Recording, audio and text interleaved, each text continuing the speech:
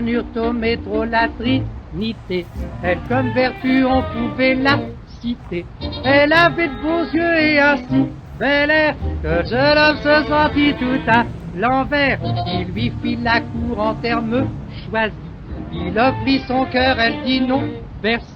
Puis comme il offrait une bouille à Besse, elle lui dit froidement, monsieur, vous, Barbès, Barbès ce soir.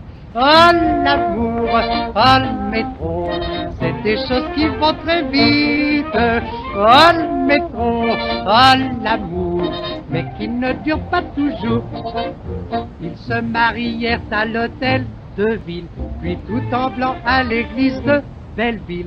Elle lui dit en sortant de la chapelle, maintenant ta petite femme Étienne Marcel. Ils firent leur nuit de noces en Italie. Là il l'embrassa jusqu'à ce qu'elle en crie. Puis comme il n'avait rien de l'invalide, il ne resta pas devant ses petits seins placides. Ça placide. Oh l'amour, oh le métro, c'est des choses qui vont très vite. Oh le métro, oh l'amour, mais qui ne dure pas toujours. Pendant quelque temps selon leur convention, tous deux travaillèrent pour la nation. Ils eurent une fille et un fils cadet, puis c'est un second fils Edgar qui naît. Alors elle devint froide comme la glacière, elle l'attrapait pire qu'une poissonnière, ou bien elle pleurait comme une vraie Madeleine. Bref, en moins de 20 jours, elle lui fit Vincennes. Vincennes, on est arrivé, tout le monde descend. Oh l'amour, oh le métro, c'est des choses qui vont très vite. Oh le métro, oh l'amour, mais qui ne dure pas toujours. Un jour qu'elle avait les couches, les maillots, elle lui dit maintenant va vider mon seau. Elle est pas mauvaise, hein? Va vider mon seau. Il ne marcha pas et mit le Zola. Alors leur dispute tourna au combat. Soir au lit, il trouva sa place. Clichy. Pourquoi pas la place Pigalle pendant que vous y êtes? Sa place défaite. Elle était partie dans une rage dedans. Mais ma parole, vous êtes dentiste, vous c'est pas possible. Une rage muette, avec sa robe de noces et sa couronne, en ne lui laissant qu'un seul mot. Cambronne. Merci bien, monsieur. J'espère que ça me porte en bonheur. Oh l'amour, oh le métro, c'est des choses qui vont très vite. Oh le métro, oh l'amour, mais qui ne dure pas toujours. Si on pouvait vous mettre en bouteille, vous feriez un fameux poison. À part les embêtements des autres, qu'est-ce qui vous amuse? Vous et les manteaux de Vison. Pardon, madame. Je m'excuse. Monsieur vient de partir en voiture pour chercher le docteur, et il y a au petit salon un monsieur qui demande monsieur. Il insiste pour que monsieur le reçoive en l'absence de monsieur. Je comprends jamais un mot à ce qu'il raconte, ce gars-là. Il s'agit de quoi? Quelqu'un qui veut vous voir. Ce monsieur a donné son nom, Valentin. Maître Dubuisson, madame. Dites que monsieur Vallier vient tout de suite. Bien, madame. Voici venu le moment psychologique, je vous laisse. Pourquoi? Ça m'ennuierait de voir un notaire mourir de saisissement. Alors donc, si vous ennuierez, c'est qu'il en réchappe.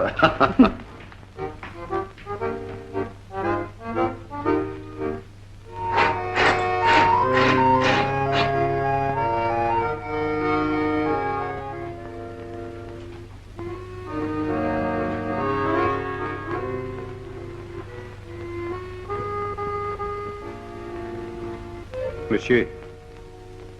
Monsieur. Ah, c'est où? Le bicarbonate de monsieur. Que la fête commence.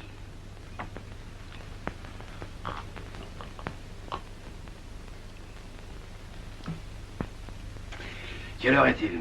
10h30, monsieur. Monsieur a bien dormi? Très mal, merci. À propos, pourquoi que vous m'avez réveillé?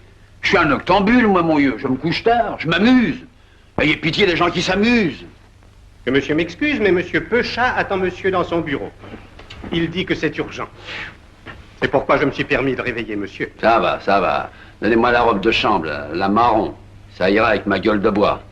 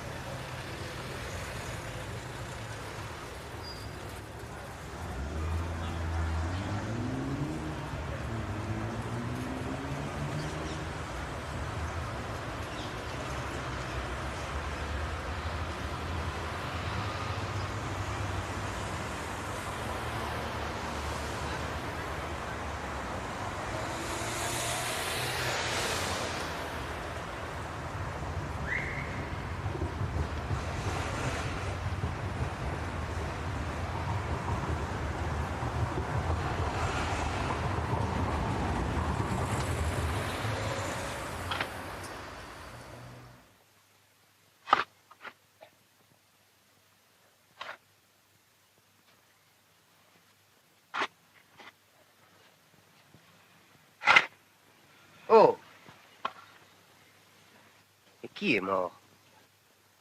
Son fils. Son fils.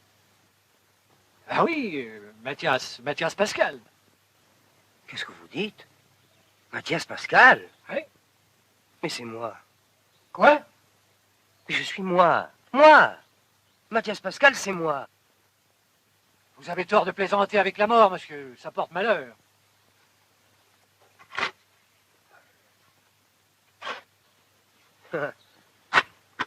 Ah oui, j'ai eu tort de plaisanter. Tenez. Tenez, voilà pour vous. Merci, monsieur. Mais dites-moi, de quoi est-il mort comment l'appelez-vous? Vous le connaissiez? Mathias Pascal? Oui. Non? S'il fallait connaître tout le monde qu'on enterre. Il s'est tué, monsieur. Ah. Il s'est noyé il y a quelques jours. Parti, disparu. Le chagrin. Que voulez-vous? C'est à cause de sa mère, c'est là. Pauvre type. Hé, le blague qui s'amène. Qui? Mathias Pascal.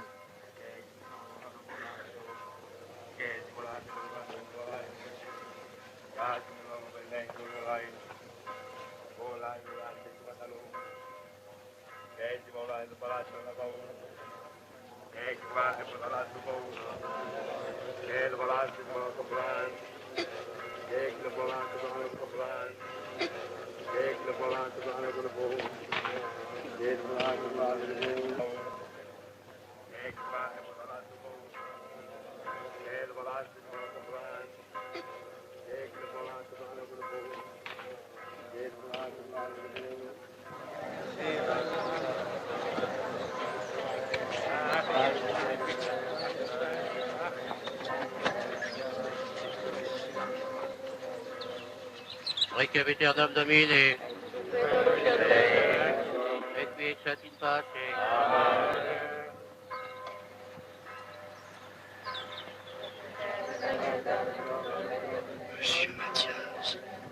Monsieur Mathias Pascal. Tais-toi. Reste là, ne bouge pas. Quel jour d'effroyable consternation et d'indicible angoisse pour la famille effleurée. Nous t'aimions, Mathias. Nous t'aimions pour la beauté de ton âme, pour ton caractère jovial, pour ta modestie naturelle qui t'avait permis de supporter sans avilissement et avec résignation le destin contraire. Oh, toi, l'ami des livres et des insectes, bibliothécaire émérite, délicat entomologiste, les papillons que tu aimais choisiront ce tombeau pour refermer leurs ailes. Dors en paix, Mathias, dors en paix. C'est le cœur déchiré, cher ami, que nous te disons adieu. Monsieur le professeur Limousin! Mon nom, prénom et qualité. Limousin, Georges, 57 ans. Professeur à la faculté de médecine. Vous jurez de dire la vérité, toute la vérité, rien que la vérité. Levez la main droite et dites je jure. Je le jure. Monsieur le professeur, vous avez eu pour élève Elsa Lundenstein. Élève particulièrement brillante, dont j'ai apprécié l'intelligence et le caractère. Elle est venue vous trouver pour vous expliquer le cas de Maurice Vaudremont. Elle m'a soumis la dernière radio, qui est des plus claires. Vaudremont était perdu. Monsieur le professeur Dutoit prétend au contraire. Je suis formel. Quand le mal a atteint les proportions que révèle la radio, le patient est perdu. La médecine peut-elle encore prolonger l'existence? Non, elle peut seulement atténuer la souffrance. Empêcher le patient de souffrir et le tuer, ça n'est tout de même pas la même chose. Tous les médecins condamnent l'euthanasie. Mais ils en viennent tous, dans les cas désespérés, à prescrire des doses de morphine de plus en plus fortes. Qui nous dira jusqu'où on peut aller dans cette voie? Je vous le demande. Les plus hautes autorités spirituelles sont en désaccord sur ce point. Dieu merci, ce n'est pas à moi de trancher la question, mais au jury. Je vous remercie, monsieur le professeur. Monsieur le Président. Monsieur le professeur, excusez-moi, monsieur le 5e juré a une question à vous poser. À votre disposition. Monsieur le premier professeur a refusé la délivrance que Maurice Vaudremont souhaitait. Je voudrais demander à monsieur le 2e professeur ce qu'il aurait fait dans le même cas? La question est délicate. J'aurais refusé. Mais à l'impuissance de la médecine, je comprends très bien que l'amitié ne se résigne pas. Et l'amour encore moins.